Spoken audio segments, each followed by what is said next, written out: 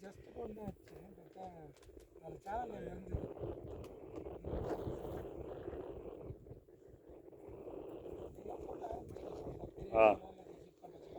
அது இடிக்கும் கூட ஓரளவுக்கு சும்மா பேக்ரவுண்ட் மியூசிக் இருந்துச்சு தான் சினிமா கூட போட்டு